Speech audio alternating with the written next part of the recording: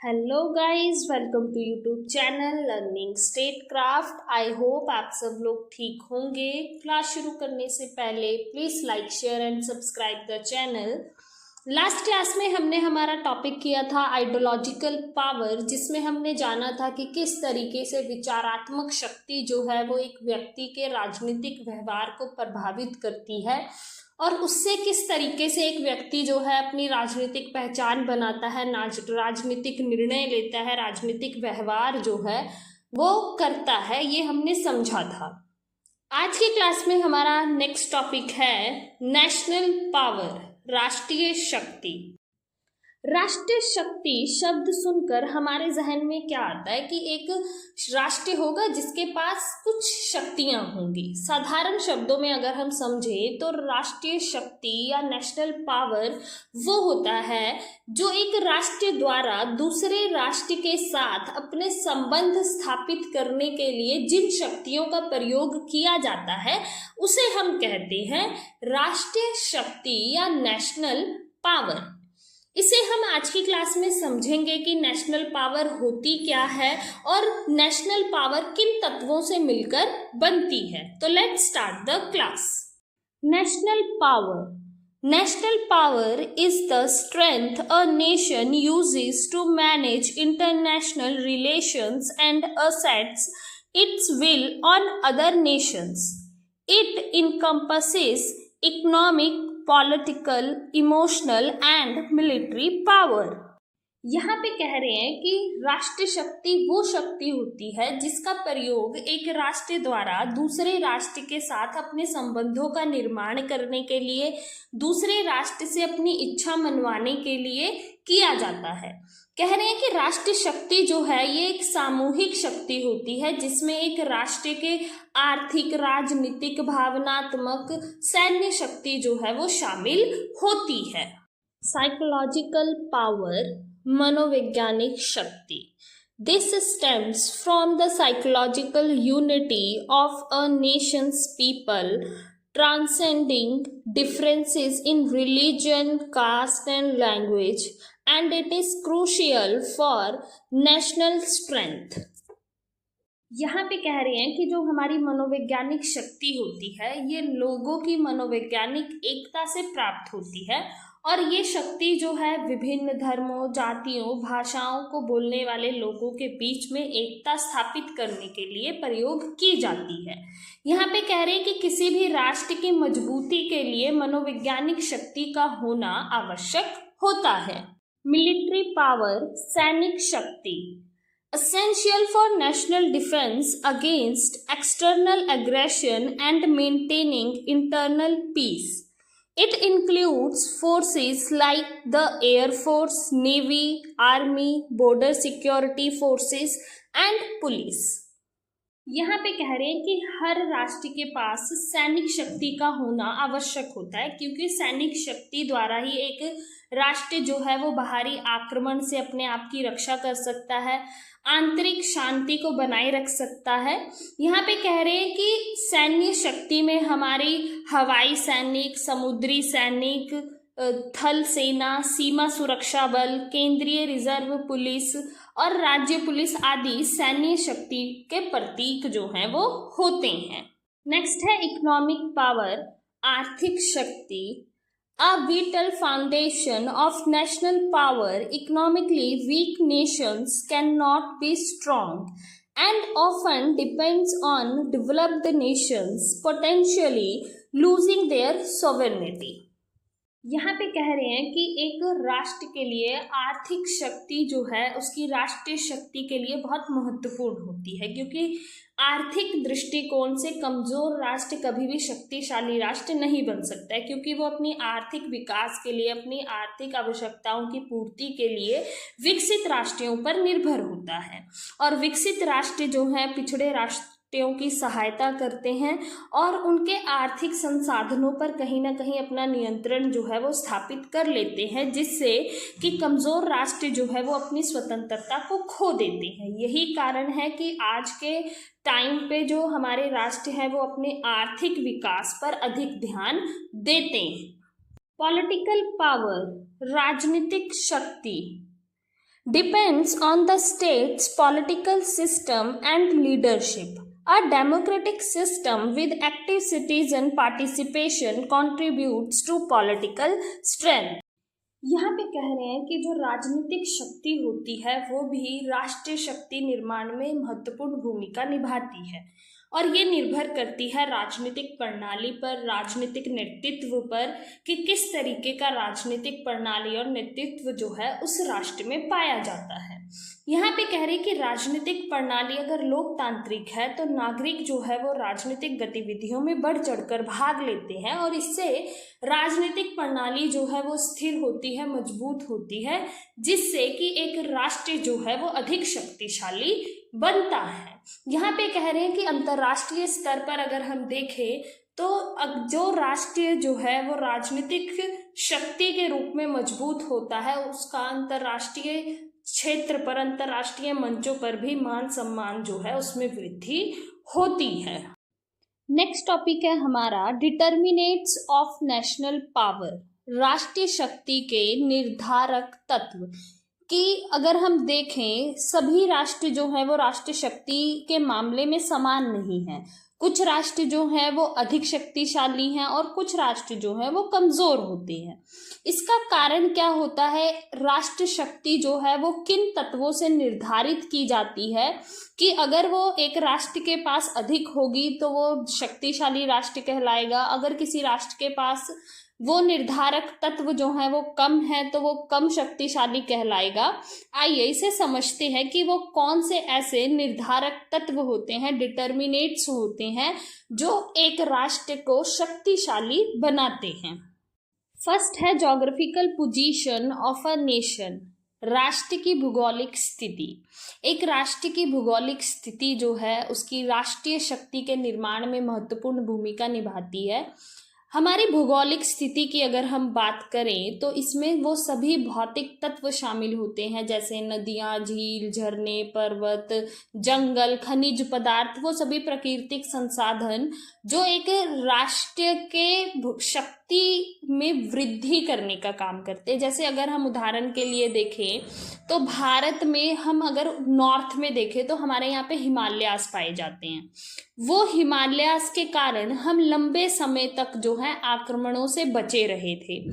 उसी तरीके से अगर हम अरब देशों की बात करें तो वहाँ पर तेल के बड़े बड़े भंडार पाए जाते हैं जो उनकी राष्ट्रीय शक्ति में वृद्धि करने का कार्य करते हैं। तो इस तरीके से एक राष्ट्र की भूगोलिक स्थिति जो है वो उनकी राष्ट्रीय शक्ति निर्माण में भूमिका निभाते हैं। नेक्स्ट है साइज ऑफ द कंट्री, राष्ट्र का आकार। जो हमारे राष्ट्र का आकार होता है वो भी हमारी राष्ट्रीय शक्ति का एक निर्धारक तत्व होता है। अगर हम देखें तो बड़े आकार वाले जो राष्ट्र होते हैं वो छोटे आकार वाले राष्ट्रों के मुकाबले में अधिक शक्तिशाली होते हैं, क्योंकि जो बड़े आकार के राष्ट्र होते हैं उनके पास अधिक प्राकृतिक साधन होते हैं, वहाँ पर खनिज की बहुलता होती है, वहाँ पे खनिज जो है वो अधिक मात्रा में पाए जाते हैं छोटे आकार वाले राष्ट्र के मुकाबले में। क्योंकि वो राष्ट्र का आकार ही छोटा है तो वहाँ पे प्राकृतिक साधन जो होंगे वो भी सीमित होंगे। जैसे उदाहरण के लिए अगर हम देखें तो श्रीलंका जो है वो भारत से आकार में छोटा है, तो उनके पास भूमि कम है तो उनके पास खनिज भी कम होंगे भारत के मुकाबले में।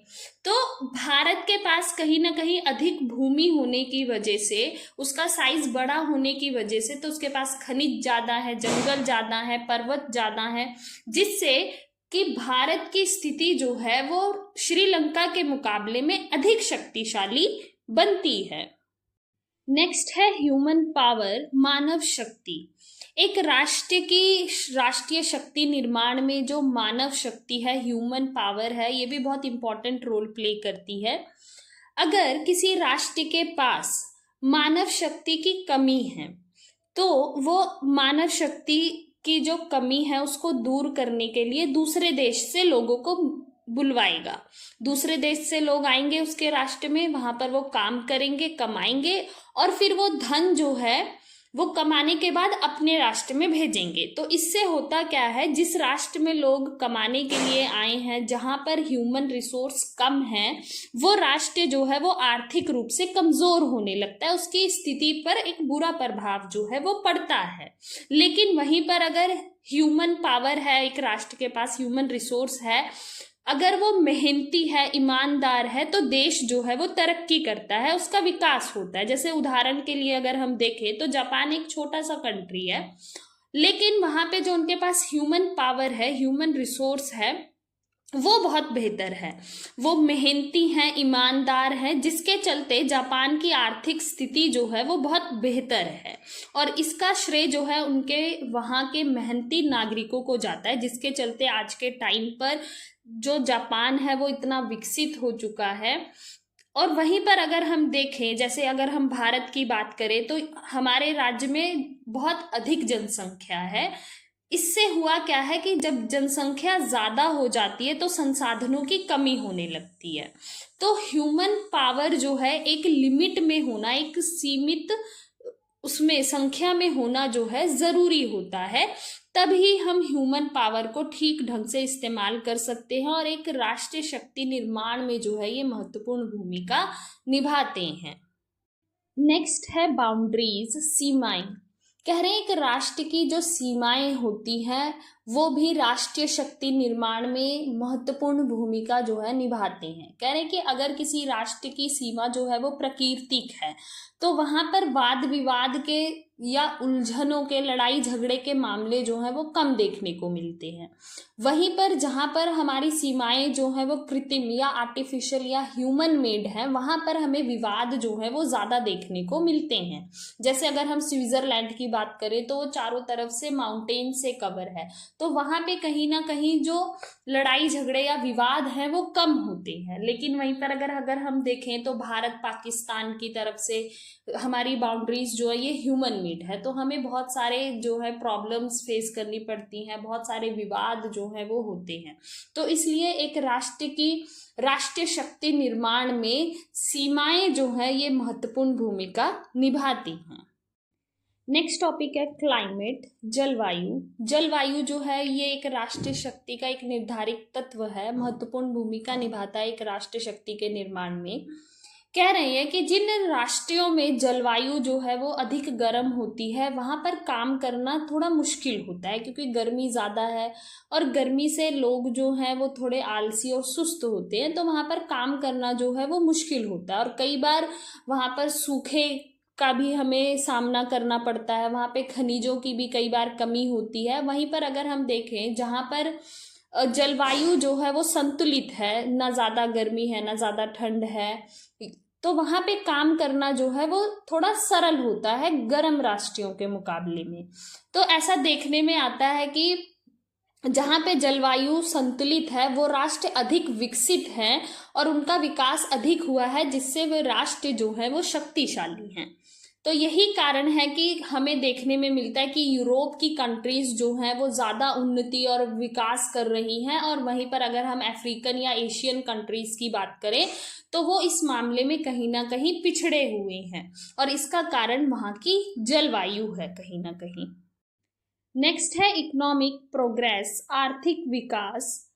एक राष्ट्र को शक्तिशाली बनाने में वहाँ की आर्थिक स्थिति जो है वो बहुत महत्वपूर्ण भूमिका निभाती है, क्योंकि एक गरीब राष्ट्र जो है वो कभी भी शक्तिशाली नहीं हो सकता है, क्योंकि वो राष्ट्र हमेशा ही अपने लोगों की रोटी कपड़ा और मकान की ज़रूरतें ही नहीं पूरी कर पाएगा, उसको इसी की चिंता सताती रहेगी। अगर वहीं पे अगर हम देखें जो विकसित राष्ट्र है, जो आर्थिक रूप से मजबूत राष्ट्र है, वो कहीं ना कहीं शक्तिशाली भी है, क्योंकि एक आज के समय पे अगर हम देखें तो एक राष्ट्र की शक्ति जो है वो इस आधार पर नापी जाती है कि वो राष्ट्र जो है वो आर्थिक रूप से कितना विकसित है, वहाँ पे रह रहे लोग जो हैं उनका जीवन स्तर कैसा है, वहाँ पे आर्थिक विकास जो है वो किन आर्थिक प्रणालियों को अपनाने की वजह से हो रहा है। तो ये सभी आर्थिक जो तत्व हैं वो एक राष्ट्र की शक्ति निर्माण में महत्वपूर्ण भूमिका निभाते हैं। नेक्स्ट है स्ट्रॉन्ग आर्म्ड फोर्सेस, सुदृढ़ सैन्य शक्ति। अगर हम आज के मुकाबले में देखें तो एक राष्ट्र शक्तिशाली तब बनता है जब उसके पास सैन्य शक्ति जो है वो अधिक से अधिक हो। इसीलिए आज के टाइम पे ऐसा देखने को मिलता है कि सभी राष्ट्र जो हैं वो सैन्य शक्ति को मजबूत करने के लिए नए नए हथियार खरीद रहे हैं, बना रहे हैं, अपने आप को परमाणु शक्ति से भरपूर कर रहे हैं। क्योंकि अगर आपके पास परमाणु शक्ति है तो वो राष्ट्र जो है वो अधिक शक्तिशाली माना जा रहा है। इसलिए सभी राष्ट्र जो है वो अपने आप को परमाणु शक्ति से सुदृढ़ करना चाह रहे हैं और अंतर्राष्ट्रीय क्षेत्र में इसका प्रभाव जो है वो भी देखने को मिला है कि उन्हें अधिक शक्तिशाली राष्ट्र माना जाता है जिनके पास न्यूक्लियर पावर है। तो हमारी सेना जो है या हमारी जो आर्म्ड फोर्सेस हैं वो भी एक राष्ट्र की शक्ति निर्माण में महत्वपूर्ण भूमिका निभाते हैं। नेक्स्ट है हमारा टेक्नोलॉजिकल एंड साइंटिफिक प्रोग्रेस, वैज्ञानिक और तकनीकी विकास। एक राष्ट्रीय शक्ति के निर्माण में अगर हम देखें तो विज्ञान और तकनीक जो है ये भी महत्वपूर्ण भूमिका निभाता है, क्योंकि आज के टाइम में हम साइंस और टेक्नोलॉजी का यूज करके जो हमारे नेचुरल रिसोर्सेज हैं उनसे ज़्यादा से ज़्यादा प्रॉफिट जो है वो पा सकते हैं। जिस तरह हम कृषि में जो है अब मशीनों का इस्तेमाल कर रहे हैं, हम ऐसे केमिकल फर्टिलाइजर पेस्टिसाइड बना रहे हैं जिससे हम अच्छे से अच्छी फसल जो है वो उगा सके। हम इंडस्ट्रियलाइजेशन कर रहे हैं, जो हमारे यातायात के साधन है, मोड ऑफ ट्रांसपोर्ट है, ये सब हमारा टेक्निकल बेस है। हमारे जो कम्युनिकेशन के मेथड्स हैं ये सब हम टेक्नोलॉजी का यूज कर रहे हैं। तो ये एक राष्ट्र को मजबूत या शक्तिशाली बनाने का कार्य करता है। जैसे अगर हम बात करें जापान, इटली, जर्मनी, फ्रांस, ये सब छोटे छोटे से राष्ट्र हैं लेकिन दुनिया में ये शक्तिशाली राष्ट्र माने जाते हैं और इसका कारण सिर्फ यहाँ पर पाए जाने वाली टेक्नोलॉजी, साइंटिफिक प्रोग्रेस ही है जो इनको अंतरराष्ट्रीय मंचों पर एक शक्तिशाली राष्ट्र के रूप में दिखाता है। तो ये कुछ हमारे निर्धारित तत्व होते हैं, डिटर्मिनेट्स होते हैं जो एक राष्ट्र को शक्तिशाली बनाते हैं। जिन राष्ट्रों के पास इन तत्वों की बहुलता होती है वो राष्ट्र कहीं ना कहीं अन्य राष्ट्रों के मुकाबले में अधिक शक्तिशाली होते हैं। आज की क्लास हमारी यहीं तक होगी। आई होप कि आज जो हमने टॉपिक किया है नेशनल पावर ये क्लियर हो गया होगा। आज की क्लास खत्म करने से पहले मेरा आप लोगों से एक क्वेश्चन है। ऐसा माना जाता है कि राजनीति का उद्देश्य जो है वो समस्याओं को खत्म करना है या उसका निपटारा करना होता है और इसलिए हम शक्ति का प्रयोग जो है करते हैं ताकि हम समस्याओं का हल ढूंढ सके। आपका इस पर क्या विचार है जरूर शेयर कीजिएगा। आज की क्लास हमारी यहीं तक। Thank you for watching. Please like, share and subscribe the channel.